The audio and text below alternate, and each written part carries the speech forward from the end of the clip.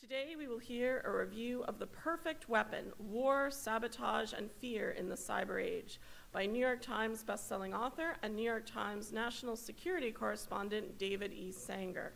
And I'd like to read just a brief excerpt from the preface of the book.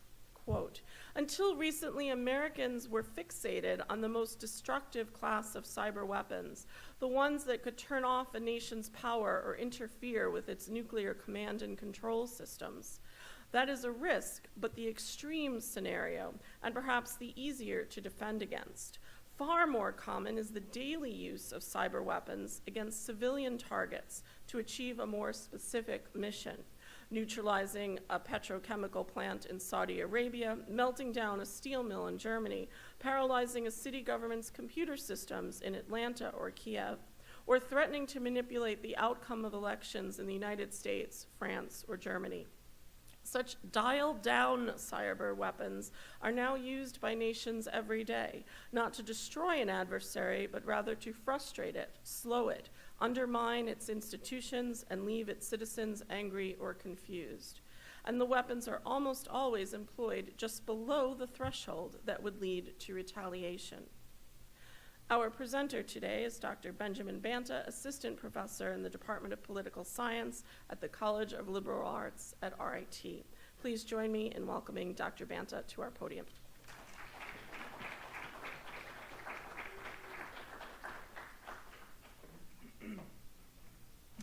Thank you all for being here. Also, thanks to the Friends and Foundation of the Rochester Public Library for reaching out to me and asking me to review what I honestly, maybe somewhat surprisingly, found to be an incredibly useful and important book for my purposes, and hopefully it'll be something you'll read for yourself as well. I don't actually say that lightly. This is not a platitude. As an academic, I often find that I suffer from a bad habit of eschewing more journalistic pieces because I have a limited time, and when I'm teaching and researching, I figure whatever academic writing is out there on a topic has to be the best. That's obviously not always true, especially maybe for some of the cutting-edge phenomena that we experience in our politics. I teach two classes on this topic at RIT that are quite popular with not only the poli-sci students but the STEM students, and I've subjected them to countless iterations of different academic pieces and attempts to theorize this phenomenon. And one of the themes that we keep coming back to is that the academics sometimes have flights of fancy and like to think about far off 2 decades from now scenarios that really don't help us too much in the here and now. So it's nice to be reminded that, especially when dealing with this kind of cutting-edge material, the first drafts of history from first-rate journalists are often more enlightening than the early attempts by academics to theorize. So sometimes we just need this kind of in-depth catalog of how we actually got to a place where we're puzzling about what we're going to talk about today, which is the cyber realm generally, and more specifically cyber weapons and cyber war. Now, even though Sanger does do a wonderful job of kind of trying to stick to the facts and detail the recent history of cyber conflict, I'll do what I do with my students when we encounter this kind of material. I'll try to read between the lines a bit and put some of the evidence into maybe a conceptual package, a theoretical narrative that can help us get at maybe some deeper lessons that I think Sanger is trying to get across, but maybe is reticent to say too explicitly because maybe he's afraid to lose some of his sources.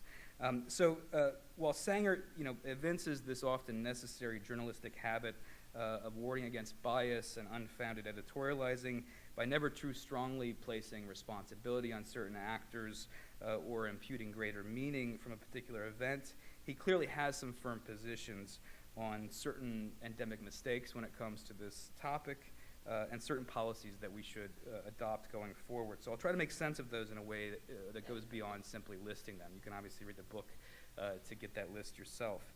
I'll say a bit about the book, though. The book is divided into 12 chapters and a very useful afterword that features a very direct, future-oriented, and policy-centric approach. Overall, the narrative is presented chronologically, so it gives you a nice one-stop shop for the history of how we've gotten here. with respect to cyber weapons. The first chapter covers the early awareness and use of cyber weapons by the United States in the mid to late 2000s. And the final chapters end by covering some of the multiple cyber-centric crises we're now facing, from Russian meddling in our elections and civic life to U.S. cyber attacks against North Korea's nuclear weapons program. In between, Sanger details the U.S.-Israeli joint cyber attack on Iran's centrifuges in 2009 and 10, more commonly known as the Stuxnet Attack. In addition to that, details about planning that never actually got operationalized for an attack that would actually physically cripple Iran's entire state infrastructure in preparation for an actual shooting war. And the way those weapons, or at least aspects of them, eventually got turned back on others by Iran. They were essentially retooled and used to attack Saudi Aramco, the big Saudi oil company, and a number of Wall Street firms. You probably didn't hear about this much in the news because one of the themes that runs through the book is the way in which the U.S., in trying to grapple with the way to respond to these attacks, and fearful that they won't be able to have as much freedom of movement with their own attacks, tries to keep a lid on these things. And of course, no bank wants to admit to their customers that all of their personal data was stolen. There's also, of course, the infamous leak of NSA data by one of their contractors, Edward Snowden, that revealed a sprawling and sometimes illegal spying program in cooperation with a number of tech companies and communications companies. This leak, as Sanger argues, encouraged other states, namely China, to work with abandon to hack into U.S. companies and government systems once they learned what the NSA was up to, the extent of their program, and even used their own tech giants. You may have heard of some Chinese tech giants in the news. Huawei is currently, kind of being banned from various European countries, and I think the United States recently put a ban on their use in government official capacities. Use their own tech giants and install malware that works to essentially turn those products into the eyes and ears of the Chinese government. Sanger covers the 2014 hack of Sony Pictures by North Korea. They were upset about a film that portrayed the hilarious assassination of Kim Jong-un. And the general turn by the Hermit Kingdom towards cyber mischief and theft as a way to level the playing field with its more powerful foes. As Sanger puts this, I won't quote him too much, but he is a fairly good writer at times. North Korea's leader, Kim Jong-un, had correctly calculated that a cyber arsenal was the great leveler. It was dirt cheap. He could launch it from outside the country. And unlike his nuclear arsenal, cyber weapons could be used against his greatest enemy, the United States, without fearing that 50 minutes later, his country would be a smoking radioactive cinder just north of Seoul. And then, of course, there's Russia, who probably has developed the most sophisticated cyber warfare doctrine, using cyber weapons to disrupt infrastructure, spread propaganda, and generally cause disarray within targets like Georgia, Ukraine, various European countries, and, of course, the United States. Throughout the text, there's also useful flash forwards and flashbacks that give the reader a sense of the enormous stakes involved with the particular events that form the core of each chapter. So it's a compelling read, and again, also this wonderful kind of resource to give you, the various ins and outs of the last 15 or so years. I want to focus, though, on the first chapter especially, entitled, or it's not because that's the only chapter I read, it's entitled Original Sins, which I wrote in the margins when I first read it. What? We're talking about sins here? And the sins he's talking about are essentially what he views as core, if maybe innocent somewhat, mistakes by the U.S. at the outset of their efforts to lead in the cyber realm that end up running throughout the entire story, end up affecting, in his view, the way other states responded, and the way we're in the kind of the mess we are now, where we don't really have a lot of rules for the road about what to expect, how a response should be meted out to various cyber attacks, and what have you. These original sins also flow directly into the policy prescriptions that he offers at the end. So I'll try to explain this, and then maybe eventually we'll get to those prescriptions. Now, I want to emphasize that these original sins, in my reading of Sanger, are not, as you might expect, mainly due to the technical challenges presented by the cyber realm. they're due to certain political pathologies the U.S. has been suffering from for some time, and which unfortunately only seem to be getting worse. I want to concentrate on those mainly, but before doing, I probably should say something about the technology of cyber weapons. He makes hay of this analogy that folks often use, even academics, between this nuclear revolution post-World War II and what many see as just as impactful of a revolution due to cyber weapons. The analogy doesn't make much sense technologically. What nuclear weapons did to revolutionize strategic affairs are very different from what cyber weapons did. In essence, nuclear weapons simplified things quite a bit. We went from a balance of power to a balance of terror. As long as two sides had a significant cache of nuclear weapons, it was thought war was almost impossible to imagine because both sides knew they would blow each other up. Cyber weapons are much more malleable and subtle in their effects and hard to grapple with. In essence, we're still grappling with the nuclear revolution. There are theorists out there, I teach my students, this shocks them usually, that staid folks that call themselves realists in international affairs actually often argue that more nuclear weapons would be better because the more states that had them the less chance there would be to fight some sort of irrational war that might escalate to nuclear exchange, while others argue that that's incredibly dangerous because we're humans and we're flawed and we might blow each other up anyways. As Sanger rightly concludes, the cyber revolution is even more difficult to wrap our heads around than the nuclear revolution. And there's essentially four reasons for that, four features of the technology that make it so difficult to deal with. The first, and probably the most general, is that the weapon is obviously not usually a weapon. It's an everyday necessity for most of our societies that can be weaponized in varied and incredibly unpredictable ways. So the more sophisticated a society is when it comes to cyber technology, basically the more we are online, the richer the target becomes. And I don't mean just us. I mean our infrastructure, your TVs, everything is essentially online and so can be accessed and weaponized in a particular way. Relatedly, number two, the weapon can be used to cheaply accomplish a range of malignant goals, from simple theft to propaganda to what amounts essentially to kinetic armed attacks that could cause the direct or indirect death of thousands. Number three, this malleability is combined with a relatively high level of potential anonymity in the weapon's use. You can use it and have a fairly high chance of, if you don't want to be known, not being known as the user. Until recently, this aspect was a bit overhyped. We are getting much better at figuring out who attacks whom.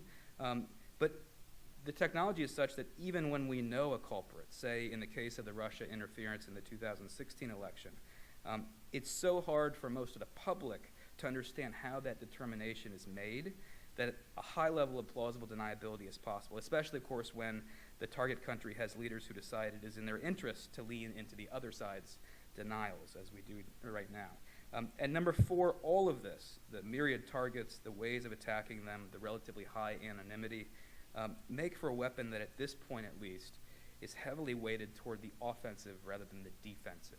The offense has an advantage and it's very hard to defend. Actors rightly reason that it would be dumb for them not to use the weapon early and often.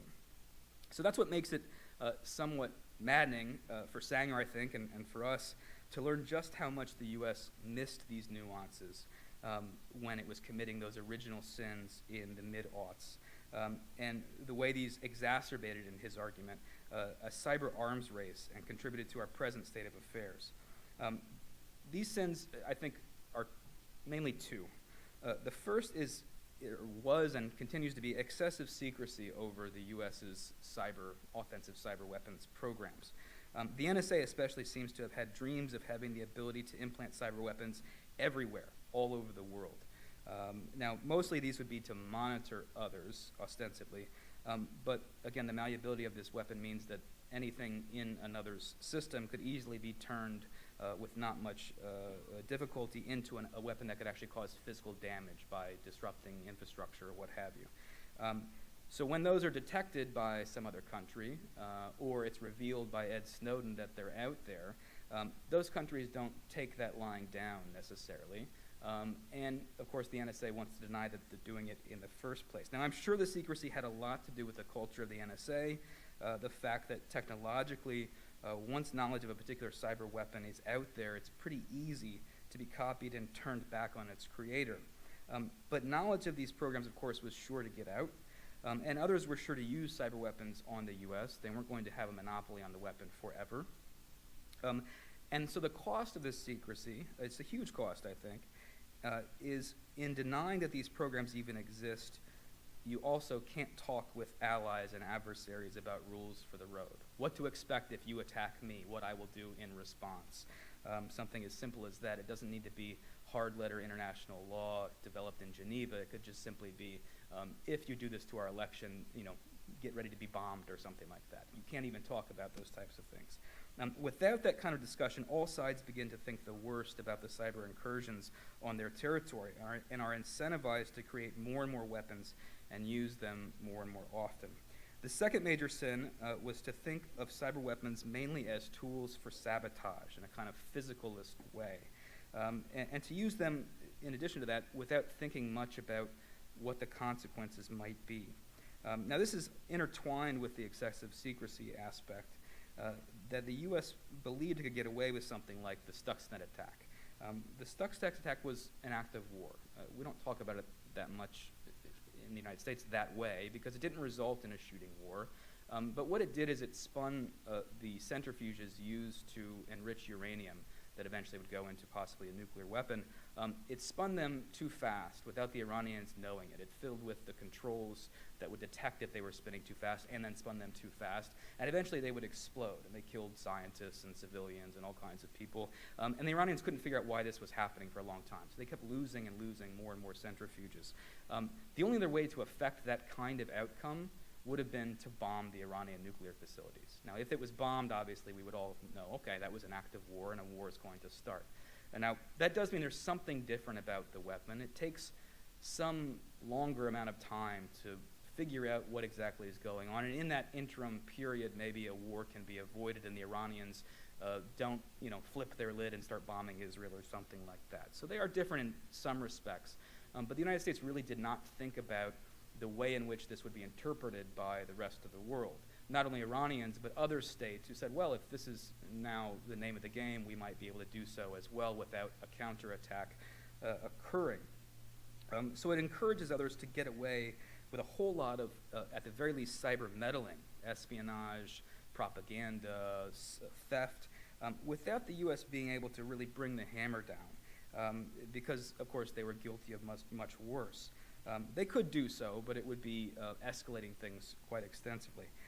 And because the U.S. mainly thought of these weapons in these physical terms, they were incredibly unprepared for how effective they could be as tools of simple disinformation or societal discombobulation.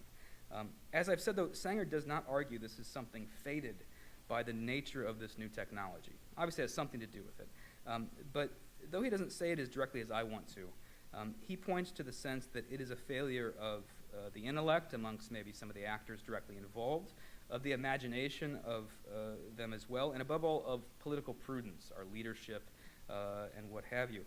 Put more succinctly, the U.S. has thought of cyber weapons as only the globe's hegemon could, as weapons of physical dominance that could be hoarded and deployed without much consequence.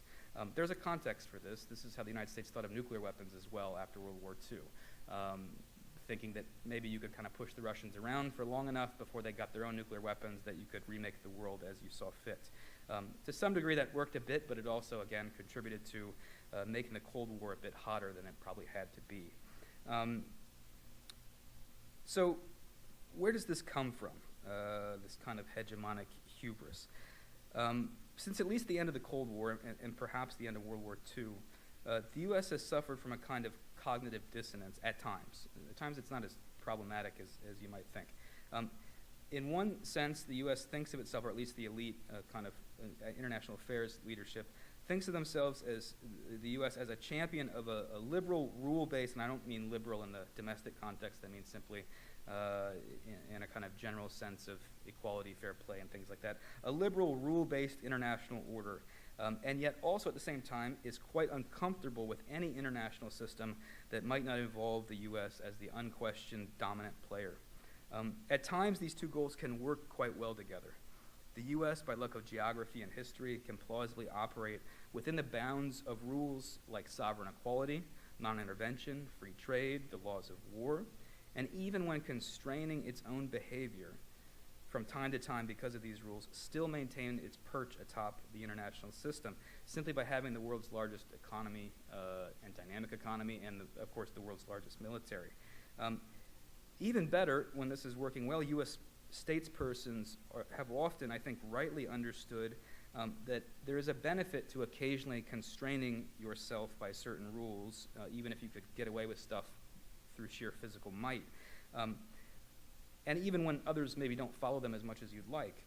It has this added benefit of making it less likely others will fear the awesome power you hold, meaning you can keep it for longer without having to worry as much about challengers. Eventually, though, the temptation of all that power can erode the sense that it is prudent and self-interested to play by the rules, at least most of the time, especially when others flaunt them so often. What's the assassination of a state leader here, a war crime there, an illegal regime change going to really do long-term with such a massive lead in power over other states? And in the short term, that rule-breaking might obviously serve U.S. interests. There's an even greater danger, though, that you might actually believe that your rule-breaking is not rule-breaking, deluding yourself that something like the Iraq War, for instance, wasn't a massive break with existing norms and law, but rather it was in the spirit of past UN resolutions, and of course, at least partly to help the Iraqi people get out from under a dictator. The problem with that, even if you are sincere, is that the rest of the world doesn't always see it that way. And they begin to ramp up the slow process of protecting themselves against some possible future meddling from the world's superpower. But the U.S., and here I should say also many well-meaning scholars of international affairs, actually didn't see that happening, even though they thought it should be happening. The traditional markers of what we call balancing behavior, whether large military buildups, entering protective alliances with others, or allies of the U.S. more and more refusing to cooperate on big endeavors, wasn't really happening. It's starting to happen now, but as of the mid-aughts, when the cyber realm was first starting to come into play, that wasn't really happening, and folks were a bit puzzled, but they accepted that the evidence wasn't really there. Sanger's book, and he doesn't maybe know this, reveals that we were wrong. The problem was that beyond the few troubling hotspots where regimes like Iran and North Korea sought the ultimate deterrent of nuclear weapons, it was happening through the nuanced mechanisms of cyber warfare. Through such seemingly innocuous actions as the Chinese stealing mountains of intellectual property, or the Russians using cyber to cause disarray in civil society and democracy. Instead of seeing this, though, the early U.S. conceptualizations of cyber weapons I mentioned earlier reflected this hegemonic hubris of a national security apparatus that had too often failed to see the need for boundaries and restraint. Instead of learning the lessons of Iraq and the Afghan wars, the military force had less utility than it has in the past. The U.S. conceived of cyber weapons mainly as merely another way to cause physical damage. In imagining worst-case scenarios of what others might do to them, they went quickly to the idea of a cyber Pearl Harbor, where whole swaths of our power grid were taken offline, and never thought about how useful cyber weapons would be in attacking in non-traditional ways, below the threshold for war, but in ways that, of course, cause incredible damage, financially, politically, socially. And ironically, in thinking and using the weapon in that very kinetic way, they invited an increased brazenness on the part of their adversaries to do just that, to steal information and money and screw with our general political discourse. Now, Sanger, toward the end of the book, bemoans the fact that even now the U.S. seems to not have learned these lessons, and instead is talking about the need for a more aggressive cyber strategy. Slippery terms like active defense are the name of the game, whereby the U.S. will essentially conduct cyber attacks constantly in order to supposedly deter and defend against others' attacks. As Sanger puts it, the U.S. wants to take the war to the enemy. And the problem with that is it will likely only accelerate the rate of cyber attacks being lobbied back and forth. And at some point, he fears this is going to trigger an actual shooting war. Now that brings us, if I can conclude, to Sanger's policy prescriptions. At its core is the idea that given the way cyber weapons work, we need to think much harder about defense. And in doing so, hopefully open up space for states to begin thinking about firm expectations and rules. Even adversaries can abide by certain rules when it comes to something as consequential as warfare, because it's often in both their mutual interests. So this would mean for him a kind of Manhattan Project to secure our critical infrastructure from cyber attacks, firmer delineation on the line between cyber crime and cyber attacks, so actual statements often publicly about what those would look like, greater openness about our own cyber operations, whether that means the attacks we suffer from and the attacks we have committed, and explicit statements about, I think this is a crucial one, what the U.S. is committed not to do in the cyber realm, raising the expectations for others to at least, whether hypocritically or not, start talking about what they might not do as well. The hope is that this will generate the ability for the U.S. to lead on cyber arms control, and that at the same time the ability to respond more swiftly and firmly to attacks that do occur. Now, I'll just end by simply saying that I came away surprised by how much I was in agreement with Sanger's prescriptions. Sanger comes off to me, as most national security reporters do, as a little bit too sanguine about what people are telling me because he wants to keep his sources. So he goes, oh, sure, yeah, you're not out for this or that. It's really these good intentions. But I really did come away with a remarkable appreciation of where he got to by the end. And I couldn't help thinking about, not only me in the academic world or the political elite, how crucial and important this book is for our public at large. I couldn't help thinking about, given the kind of tentative and confused response that our society and our political elites had to the 2016 election and the Russian operations therein, how vital it may be that the public has some awareness about what might be possible in the future. We have a major election in 2020, and it's not hard to imagine, given what's happened before.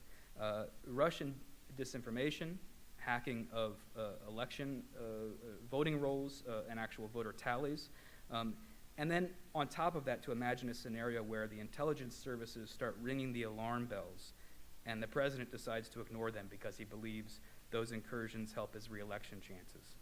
In that case, we will need a public that understands that potentiality and is prepared to push against it.